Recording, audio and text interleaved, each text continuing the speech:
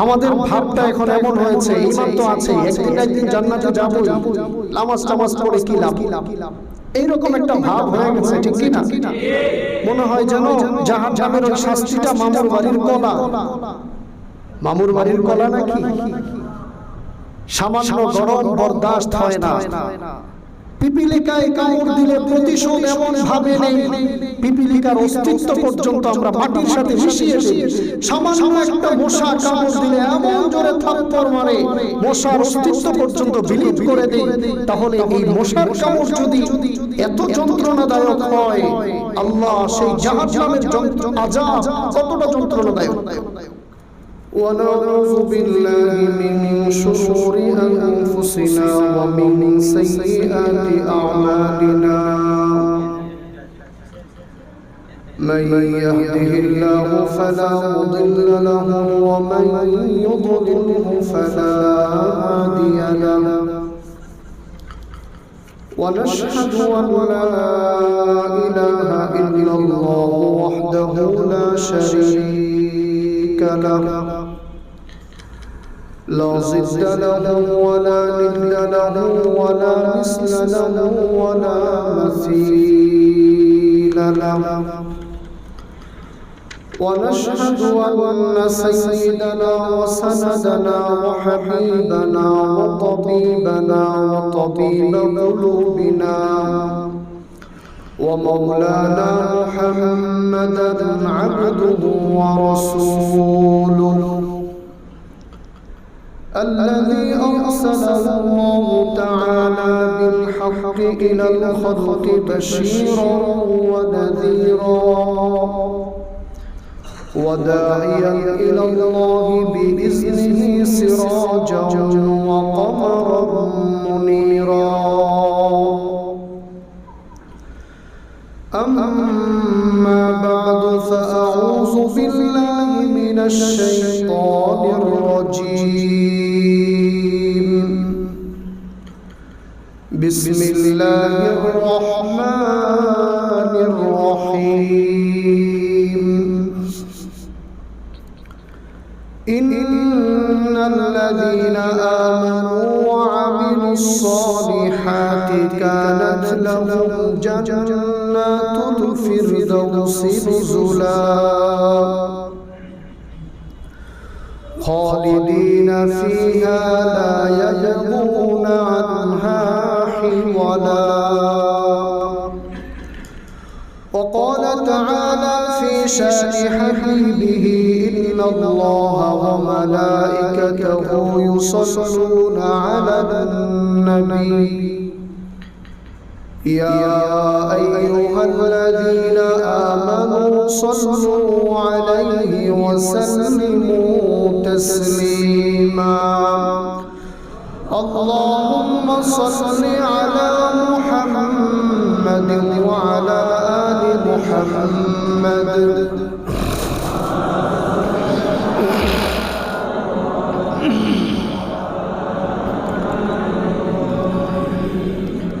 إنك حميد مجيد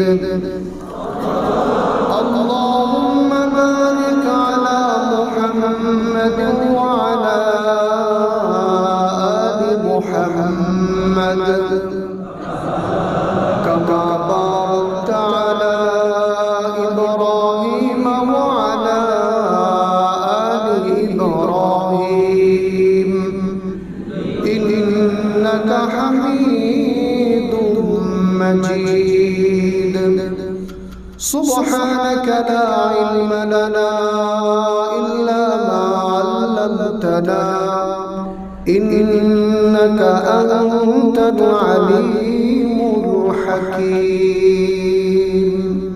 মুসলমান হিসেবে ঈমানের আওয়াজকে উঁচু করে বিনয়াবনত চিত্তে উচ্চ কণ্ঠে জবান খুলে সকলে পড়ছি আলহামদুলিল্লাহ ربنا لك الحمد حمدا كثيرا طيبا مباركا فيه يا ربي لك الحمد كما ينبغي লিজালালি ওয়াজহিকা ওয়া আযীমি সুলতানিক লাকাল হামদু বিল ঈমান লাকাল হামদু বিল ইসলাম লাকাল হামদু বিল কুরআন। আমরা নতুন একটি বিষয়ে আলোচনা শুরু করছি। সে বিষয়টি হচ্ছে জান্নাতে যাওয়ার সহজ আমল। জান্নাতে যাওয়ার দরকার আছে না নাই? আমরা সকলে জান্নাতে যেতে চাই। কোরআন এবং সুন্নাহ জান্নাতে যাওয়ার যে সকল আমলের কথা নবীজি বলেছেন, আল্লাহ তাআলা জান্নাতে যাওয়ার যে সকল বিষয় কোরআনে উল্লেখ করেছেন, ইনশাআল্লাহ ধারাবাহিকভাবে আমরা সে আলোচনাগুলো করব এবং শুনব। উদ্দেশ্য হলো আলোচক এবং শ্রোতাবৃন্দ আমরা সকলেই যেন সেই আমলগুলো করার ব্যাপারে সচেষ্ট হতে পারি, যত্নবান হতে পারি এবং সেই আমলগুলোর উপরে আলহামদুলিল্লাহ আমরা আছি। আমরা নিজেদেরকে পর্যালোচনা করে আগামী দিনে সেই আমলগুলো যেন আরো ইখলাসের সাথে, একনিষ্ঠতার সাথে আমরা পালন করতে পারি, সেই উদ্দেশ্যে আমরা এই আলোচনাগুলো শুনবো ইনশাআল্লাহ। জান্নাতে যাওয়ার 4টি মাধ্যমের কথা কোরআন এবং সুন্নাহ থেকে তুলে ধরার চেষ্টা করব ইনশাআল্লাহ। জান্নাত আমাদের বাড়ি। আমাদের বাবা এবং মা ওনারা জান্নাতে ছিলেন, জান্নাত থেকে দুনিয়ায় এসেছেন, আবার আমরা জান্নাতে ফিরে যাব, ঠিক কি না? এজন্য আমাদের সকলের জীবনের চূড়ান্ত লক্ষ্য হলো জান্নাতুল ফেরদাউসে পৌঁছে যাওয়া। আর সেই জান্নাতুল ফেরদাউসে পৌঁছার জন্য আল্লাহ এবং তার রাসূল আমাদেরকে যেভাবে দিক নির্দেশনা দিয়েছেন, আল্লাহ এবং রাসূলের নির্দেশিত পথে পরিচালিত হওয়াই হবে একজন বুদ্ধিমান মানুষের কাজ। জান্নাত চির সুখের জায়গা, যেখানে কোনো দুঃখ নাই, যেখানে কোনো মৃত্যু নাই, যেখানে কোনো বার্ধক্য নেই, যেখানে কোনো পেরেশানি নেই, যেখানে কোনো অসুস্থতা নেই, সর্ব রকমের জঞ্জাট মুক্ত একটি এরিয়া হচ্ছে জান্নাত। এজন্য নবীজি সকালেও আল্লাহর কাছে জান্নাত চাইতেন, দুপুরেও জান্নাত চাইতেন, বিকেলেও জান্নাত চাইতেন। আর উম্মতকেও বলতেন তোমরা আল্লাহর কাছে জান্নাত চাও, আর যখন জান্নাত চাইবে তো জান্নাতুল ফেরদাউস চাও, শ্রেষ্ঠ জান্নাত। জান্নাতে গেলে আল্লাহ পাকের দিদার পাওয়া যাবে। জান্নাতে যে ঢুকলো সে আল্লাহ পাকের রেজামন্দি পেয়ে গেল, আল্লাহর সন্তুষ্টি পেয়ে গেল। এই দুনিয়া তো অল্প কয়দিনের, মাতাউন কলিল, অল্প উপভোগের বস্তু আল্লাহ তাআলা দুনিয়ায় দিয়েছেন। আল্লাহ বলছেন দুনিয়ার এই স্বল্প উপভোগের বস্তু পেয়ে চিরস্থায়ী ঠিকানা জান্নাতকে ভুলে যেও না, চির সুখের ঠিকানা জান্নাতকে ভুলে যেও না। আমাদের সকাল সন্ধ্যার কামনার বাসনা হলো আমরা জান্নাতে পৌঁছে যাব, আমরা জান্নাতি হতে চাই, আমরা মালিকের দিদার পেতে চাই। এটাই সকলের টার্গেট হওয়া উচিত। আর সেই লক্ষ্য, সেই টার্গেটকে সামনে রেখে জীবনের পরিকল্পনা সাজানো দরকার। জীবনের 24 ঘন্টার রুটিনকে সেভাবে সাজানো দরকার যে আমি জান্নাতে যেতে চাই, আমি জান্নাতে যাব, আমার বিবি জান্নাতে যাবে, আমার ছেলে জান্নাতে যাবে, আমার নাতি জান্নাতে যাবে, আমার 50 পুরুষ কিয়ামত পর্যন্ত যত প্রজন্ম আসবে সকলকে জান্নাতি বানানোর এক মিশনে সবাইকে নামতে হবে। তাহলে ওইটাও হবে জান্নাত, আর দুনিয়াও হবে জান্নাত। ঠিক কি না? এই টার্গেটে আগাতে হবে। আগামী 50 বছর পর্যন্ত ভবিষ্যৎকে সীমাবদ্ধ করে দিব, আগামী 60 বছর পর্যন্ত আমার জীবনের টার্গেট সীমাবদ্ধ হবে, এটা হতে পারে না। আমার টার্গেট হলো ইলা বাবিল জান্নাহ, জান্নাতের দরজা পর্যন্ত। আমার টার্গেট হলো জান্নাতের প্রাঙ্গণ পর্যন্ত। আমার টার্গেট হলো মাওলা পাকের দিদার পর্যন্ত। এই যদি হয় টার্গেট, তাহলে এটাই হবে সঠিক সিদ্ধান্ত।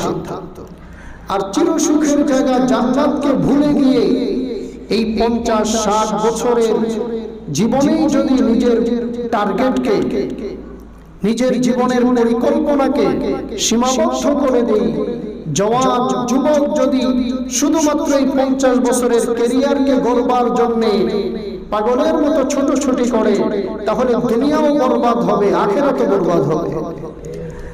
আর মঞ্জিলে মাকসুদ যদি জান্নাতের প্রাঙ্গণ পর্যন্ত হয়, তাহলে অবশ্যই দুনিয়া এবং আখিরাত দুটোটা হবে। ঠিক কি না?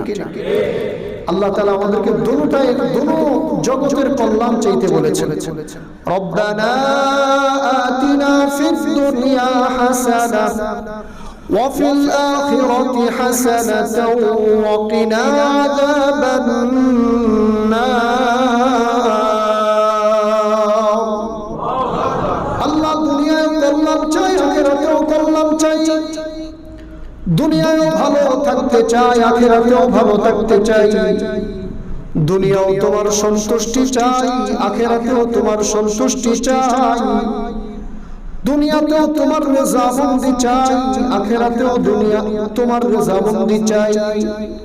আল্লাহ পাকের ওয়াদা আছে, ঈমানের সাথে বান্দা যদি আমলে সালেহ করে, নেক কাজ করে, আল্লাহ পাকের ওয়াদা আখিরাতের জীবনকেও সুন্দর করে দিব, দুনিয়ার জীবনকেও সুন্দর করে দিব। মান আমিলা সালিহান মিন যাকারিন আও উনসা ওয়া হুয়া মুমিন,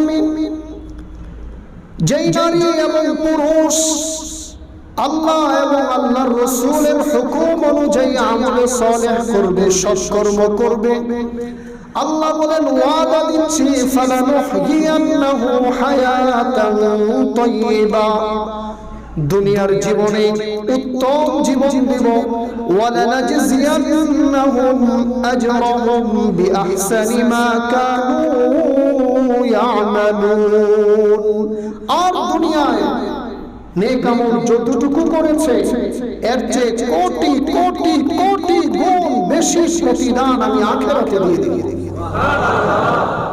তো মুমিন দুনিয়াও হারাতে চায় না, আখিরাতও হারাতে চায় না। আর দুনিয়াদার শুধু দুনিয়া নিয়ে ব্যস্ত হয়ে পড়ে, আখিরাত তার হারিয়ে যায়। এজন্য আমরা সবাই কোথায় যেতে চাই? আওয়াজ করে বলুন, আমরা সবাই আহলুল জান্নাহ, জান্নাতি হতে চাই। আমরা সবাই জান্নাতি হতে চাই। আল্লাহ আমাদেরকে কবুল করুন। আমিন। মুহতারাম হাজিরিন, জান্নাতে যাওয়ার শর্ট সিলেবাস 4টি আজকে আপনাদের সামনে বলতে চাই। 1 নাম্বার হলো ঈমান। ঈমানকে পরিশুদ্ধ করতে হবে, ঈমানকে শিরক মুক্ত করতে হবে, ঈমানকে ভেজাল মুক্ত করতে হবে, নির্ভেজাল ঈমান। জান্নাতে যাওয়ার 1 নাম্বার শর্ত হলো ঈমান। ঈমান এমন একটি শর্ত, এর মধ্যে যদি 100% এর মধ্যে যদি 1% কমতি থাকে, তারপরেও জান্নাতে যাওয়া যাবে না। ঈমান থাকতে হবে 100%। আমল কম বেশি হতে পারে, এর জন্য জান্নাতে মর্যাদা স্তর কম বেশি হবে, কিন্তু ঈমানের ক্ষেত্রে 100-তে 100 পেতে হবে। একটা ছেলে অঙ্ক করলো, সব কিছু ঠিক আছে, অঙ্কের যে ফলাফল রেজাল্ট, সেটার ক্ষেত্রে শূন্য একটা ভুল করলো। বলেন তো গণিত টিচার কত নাম্বার দিবে? 10 নাম্বার দিবে, ওই অঙ্কে 0 দিবে, 0। ঈমানের ক্ষেত্রে কোনো ছাড় নাই, পরিপূর্ণ ঈমান থাকতে হবে। আর ঈমানের বিনিময়ে আল্লাহ তাআলা জান্নাত দিবেন। আল্লাহ তাআলা কোরআনে বলেছেন, ইন্নাল্লাযীনা আমানু ওয়া আমিলুস সালিহাত কানাত লাহুম জান্নাতুল ফিরদাউসি নুজুলা খালিদিনা ফিহা লা ইয়াবগুনা আনহা হিওয়ালা। আল্লাহ বলেন, যারা ঈমান আনবে, ঈমান আল্লাহর সাথে কাউকে শরীক বানাবে না, আল্লাহর সাথে কাউকে শরীক স্থাপন করবে না, মালিকের ইবাদত করবে আবার মূর্তির ইবাদত করবে তা করবে না, আল্লাহর উপরে পরিপূর্ণ ঈমান আনবে আর ঈমানের দাবি অনুযায়ী আমল করবে। ঈমানের দাবি হলো সালাত আদায় করা, ঈমানের দাবি হলো যাকাত আদায় করা, ঈমানের দাবি হলো অর্থ থাকলে হজ পালন করা, ঈমানের দাবি হলো অন্যান্য সাদাকা আদায় করা, ঈমানের দাবি হলো অন্যের অধিকার নষ্ট না করা, ঈমানের দাবি হলো মিথ্যা কথা না বলা, ঈমানের দাবি হলো সুদ না খাওয়া, ঈমানের দাবি হলো ঘুষ গ্রহণ না করা। ঈমান আনবে আর ঈমানের দাবি অনুযায়ী যদি আমল করে, আল্লাহ বলে কিয়ামতের দিনে বান্দার সামনে আপ্যায়ন হিসাবে আমি জান্নাতুল ফিরদাউসকে তুলে ধরব। এবার ঈমানদারের মনে প্রশ্ন আসবে, দুনিয়ার জীবনে সম্পদ আসে আবার সম্পদ চলে যায়, কিন্তু জান্নাত মালিক তুমি দিবা কয় দিনের জন্য দিবা? কতদিন জান্নাতে থাকতে দিবে? কয়দিন জান্নাতের নাজ নিয়ামত থাকবে? জান্নাতে গিয়ে হায়াত কত শত বছর পাবো? জান্নাতে যাওয়ার পরেও কি পেরেশানি থাকবে নাকি? জান্নাতে যাওয়ার পরে কয়দিন তুমি রাখবা? মালিক বান্দার প্রশ্নের উত্তর দেয়, খালিদিনা ফিহা, আজীবন থাকবা। ওখানে জীবন শুরু হবে, শেষ হবে না। ওখানে হায়াত শুরু হবে, শেষ হবে না। যৌবন শুরু হবে, বার্ধক্য আসবে না। সুস্থতা শুরু হবে, অসুস্থতা আসবে না। বান্দা অনন্তকাল পর্যন্ত ওই জান্নাতে থাকবা। জান্নাতে খাবারের কোনো অভাব হবে না। বুকরাতাও ওয়া আসীলা, 24 আওয়ার 24 ঘন্টা তোমার জন্য খাবার সরবরাহ করা হবে। বান্দাকে আল্লাহ আরো বলে, ওয়ালাকুম ফিহা মা তাশতাহি আনফুসুকুম ওয়ালাকুম ফিহা মা তাদউন। বান্দা মনে যা কল্পনা করবে তাও দেওয়া হবে, মুখ খুলে বান্দা যা দাবি করবে তাও মালিক দিয়ে দিবেন। এটা হচ্ছে মালিকের আপ্যায়ন। কিসের বিনিময়ে? ঈমান। কিসের বিনিময়ে? ঈমান। এজন্য ঈমান প্রথমে। ঈমান হচ্ছে আউয়াল কাজ, প্রথম কাজ ঈমান। সব কিছু করতে পারেন কে? হায়াত দেওয়ার মালিক, মৃত্যু দেওয়ার মালিক, সন্তান দেওয়ার মালিক পীর সাহেব কে? সব কিছুর মালিক আল্লাহ। এই কথার উপরে এটার নাম হচ্ছে ঈমান। তাহলে জান্নাতে যাওয়ার 4টা কাজের মধ্যে প্রথম কাজ হচ্ছে ঈমান। ঈমানকে শিরক মুক্ত রাখতে হবে, ঈমানকে ভেজাল মুক্ত রাখতে হবে। ঈমান যে সমস্ত কারণে ভেঙে যায় সেগুলো থেকে বেঁচে থাকতে হবে। সব কিছুর উপরে ক্ষমতা যিনি রাখেন তিনি হচ্ছেন আল্লাহ। তিনি যা বিধান দিয়েছেন তাই কল্যাণকর, তিনি যা বিধান দিয়েছেন তা আমাদের জন্য কল্যাণকর। এই কথার উপরে ইয়াকিন, এই কথার উপরে বিশ্বাস, এর নাম হচ্ছে ঈমান। 1 নাম্বার হলো ঈমান। জোরে বলেন কি? ঈমান। জান্নাতে যাওয়ার জন্য 1 নাম্বার হলো ঈমান। 2 নাম্বার সালাত, as-সালাহ, নামাজ। 2 নাম্বার ঈমানের পরে। শুধু ঈমান আনলে জান্নাতে যাওয়া যাবে, অনেক দেরি হবে। এর আগে শাস্তি ভোগ করতে হবে।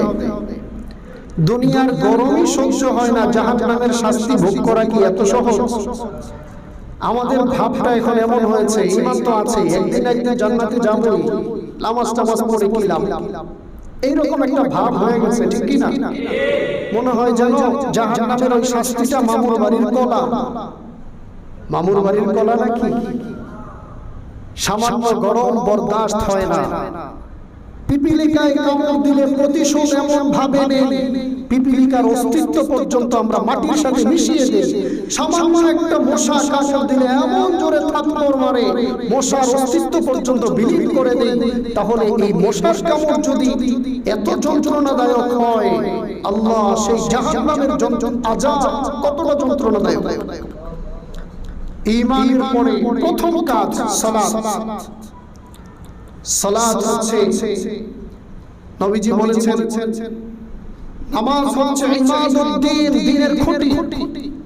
যেই নামাজকে ঠিক রাখলো সে দ্বীনের খুঁটিকে সোজা রাখলো, আর যেই নামাজকে নষ্ট করলো সে দ্বীনের খুঁটিকে ভেঙে খানখান করে দিল। অন্য হাদিসে নবীজি বলেছেন, যে ব্যক্তি ইচ্ছাকৃতভাবে নামাজ ছেড়ে দেয় ফাকাদ কাফারা, সে একেবারে কুফরির দ্বার প্রান্তে পৌঁছে গেল। আওয়াজ করে বলুন নাউজুবিল্লাহ। ইচ্ছাকৃতভাবে নামাজ ছেড়ে দেয় এমন মুসলমান এই সমাজে নাই। হেলায় খেলায় আমরা নামাজ ছেড়ে দিচ্ছি।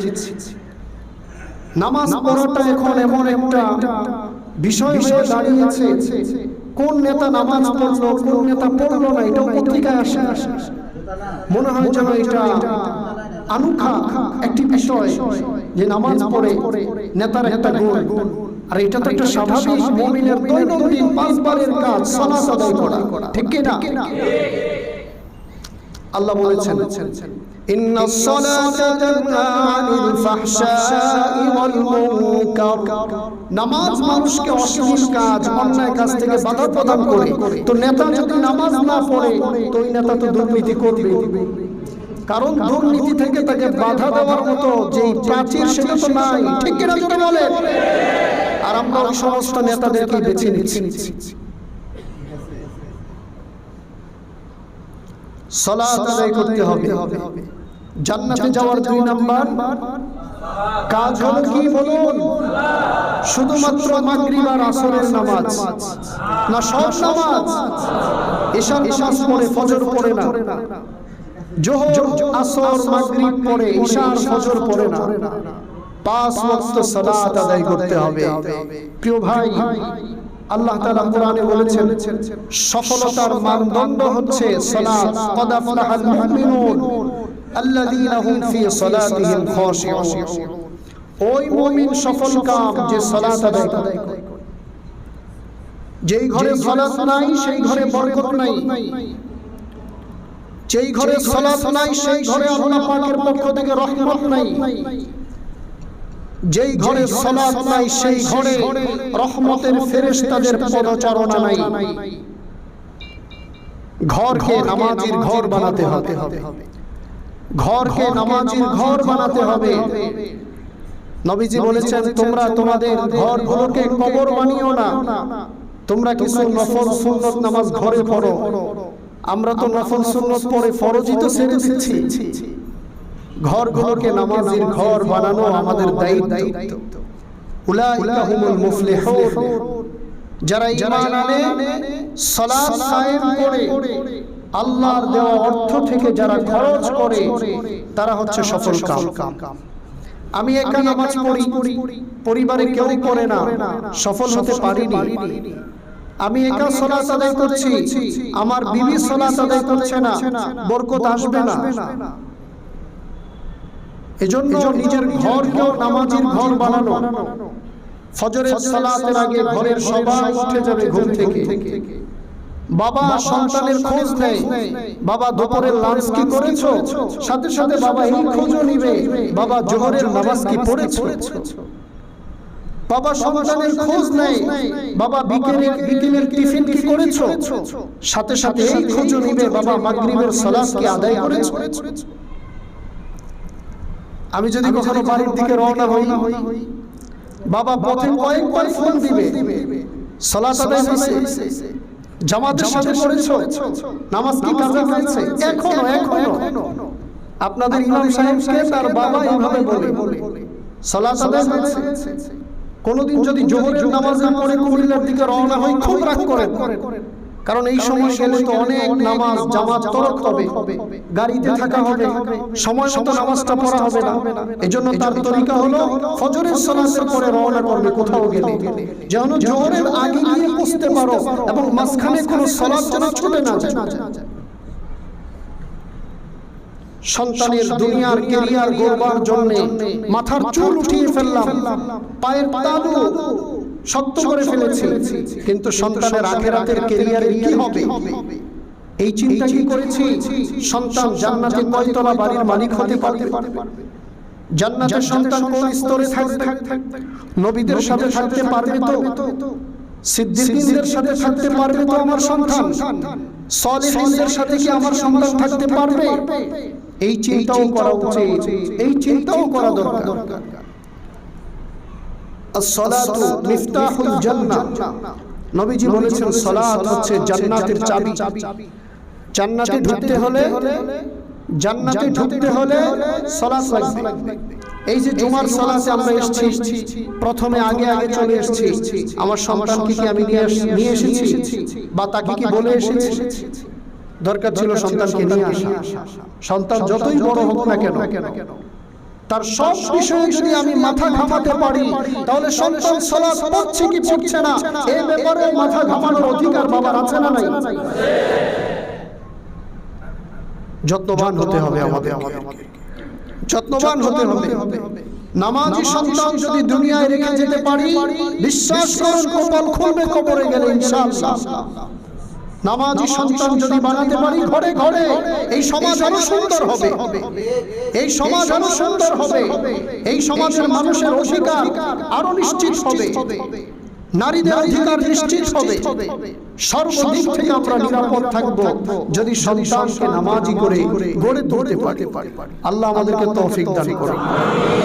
জান্নাতে যাওয়ার 2 নাম্বার আমল হচ্ছে সালাত।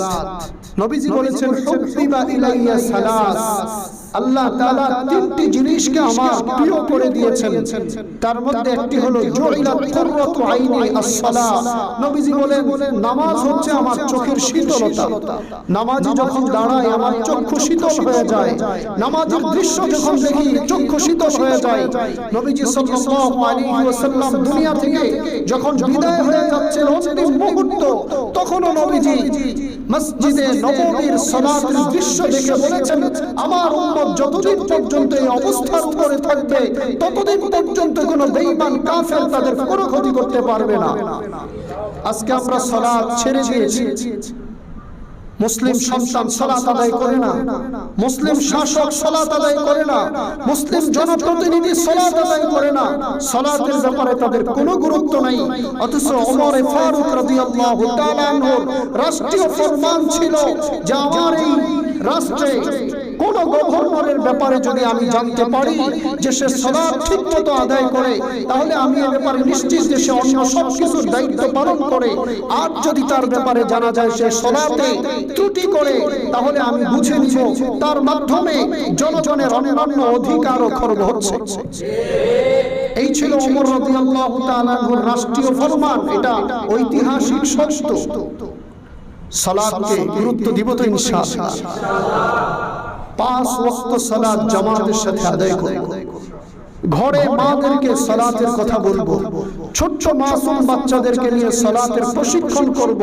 এইভাবে যদি সালাতে আমরা ঘর আর মসজিদকে ভরে দিতে পারি, প্রিয় ভাই কসম করে বলতে পারি আসমানের বরকতের দুয়ার আমাদের জন্য আবারও খুলবে, আবারও খুলবে, আবারও খুলবে।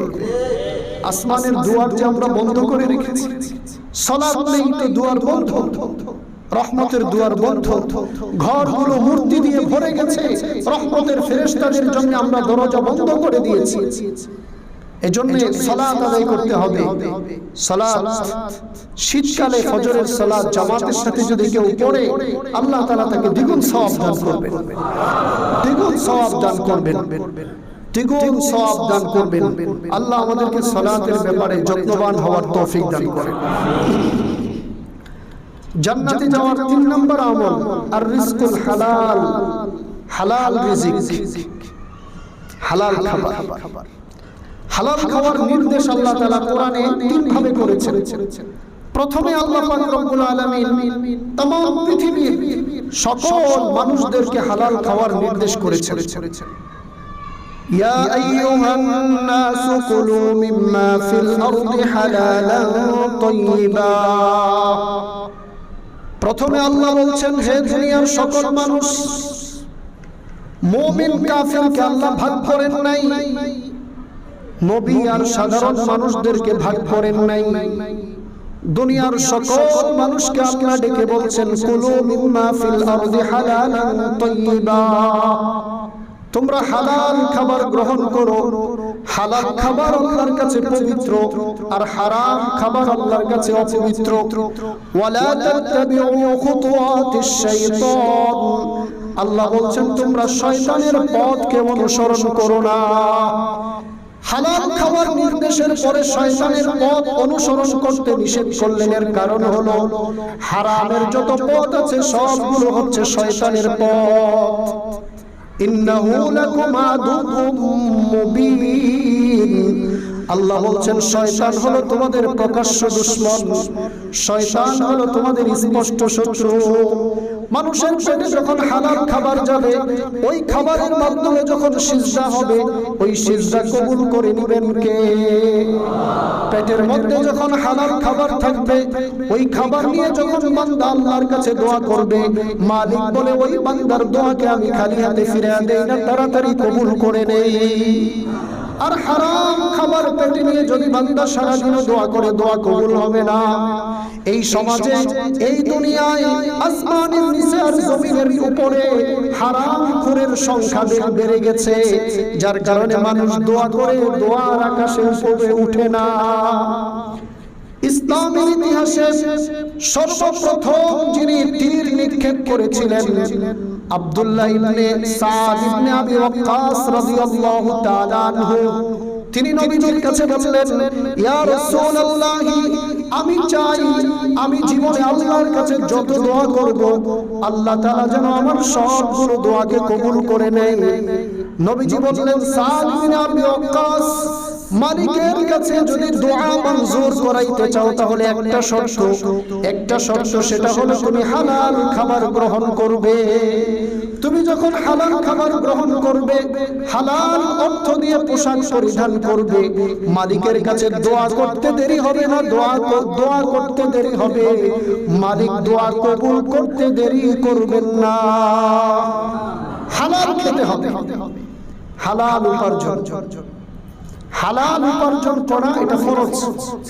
তো প্রথমে আল্লাহ মানুষকে বললেন হালাল খাও, আবার ইমানদারদেরকে স্পেশাল বললেন তোমরা হালাল খাও, নবীদেরকে স্পেশাল ভাবে বললেন যে হালাল খাও। হালাল উপার্জন, পরিমাণ কম হোক কিন্তু উপার্জন কি করতে হবে? হালাল। হালাল উপার্জন করা ফরজ। ফরজ সালাতের পরে হালাল পন্থায় উপার্জন করা, এটাকে ফরজ করে দিয়েছেন কে? আল্লাহ। নবীজি বলেছেন, লা ইয়াদখুলুল জান্নাতা জাসাদুন গুযিয়া বিল হারাম, ওই দেহ জান্নাতে প্রবেশ করবে না যেই দেহের রক্ত গোশত গঠিত হয়েছে হারাম অর্থ দিয়ে। শুনতেছেন আপনারা? হারাম অর্থ দিয়ে, হারাম অর্থ দিয়ে যেই দেহ গঠিত হবে, ওই দেহ যত নামাজ আদায় করুক, যত তিলাওয়াত করুক, যত জিকির আজকার করুক, যত লম্বা লম্বা হজ আর উমরা করুক, ওটা জাহান্নামে যাবে, জাহান্নামে ঢুকবে। এজন্য বড় বড় তাসবিহ পড়ার চাইতে গুরুত্বপূর্ণ হলো হালাল ভাবে অর্থ উপার্জন করা।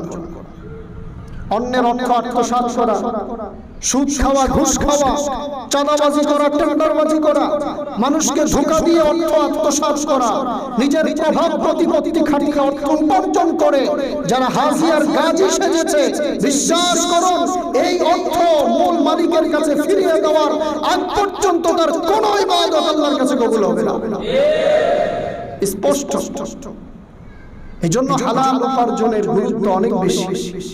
আল্লাহ সব মানুষকে হালাল খেতে আদেশ করেছেন, নবীদেরকে স্পেশাল ভাবে আদেশ করেছেন, মুমিনদেরকে স্পেশাল ভাবে আদেশ করেছেন হালাল খেতে হবে, উপার্জন হালাল হতে হবে, উপার্জন হালাল হওয়া জরুরি।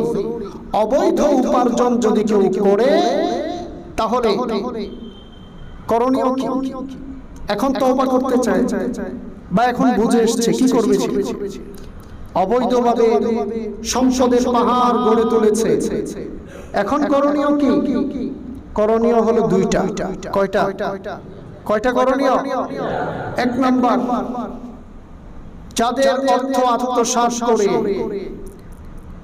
যাদের অধিকার নষ্ট করে, যাদের হক মেরে এই সম্পদকে সে উপার্জন করেছে, তার জানা আছে না নাই?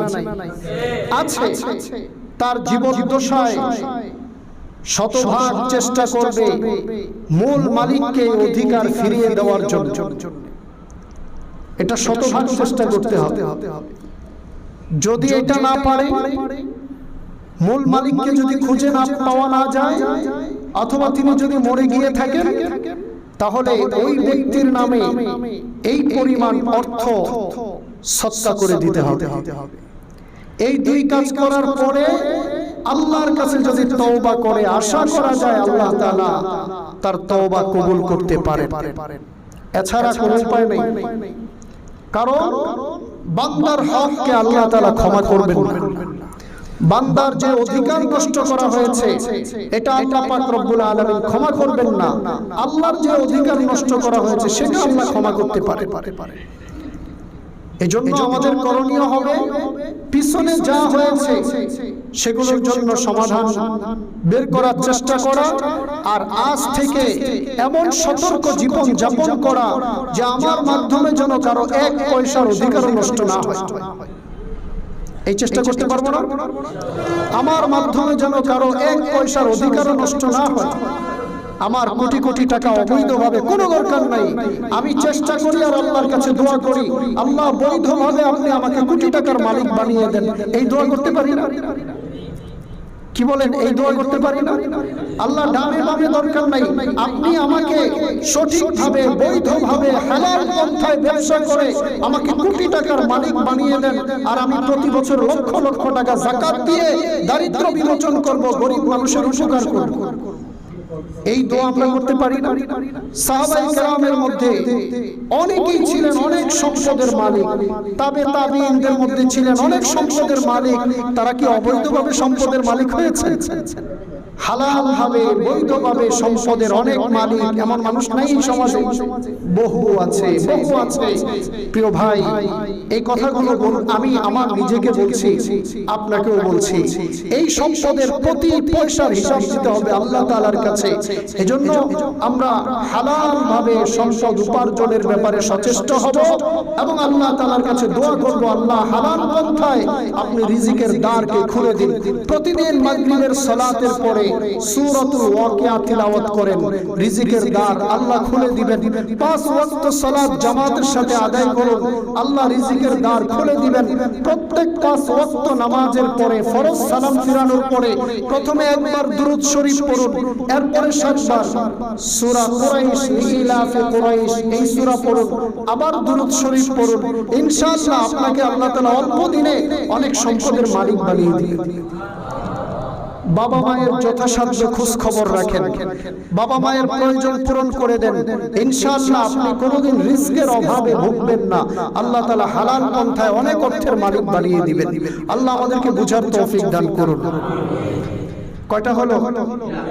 1 নাম্বার ঈমান, জান্নাতে যাওয়ার সহজ আমল। 1 নাম্বার ঈমান, 2 নাম্বার সালাত গুরুত্বের সাথে আদায়, 3 নাম্বার হলো হালাল রিজিক। এই 3টা আজকে বললাম, বাকিগুলো ইনশাআল্লাহ আল্লাহ যদি বাঁচান আমাদেরকে আগামী সপ্তাহে হবে। তাহলে জান্নাতে যাওয়ার শর্ট 3টা আমল। 1 নাম্বার, 2 নাম্বার, 3 নাম্বার, আবার 1 নাম্বার, 2 নাম্বার, 3 নাম্বার। মনে থাকবে ইনশাআল্লাহ। আল্লাহ তাআলা আমাকে সহ আমাদের সবাইকে এই 3টি গুণ অর্জন করবার তৌফিক দান করেন।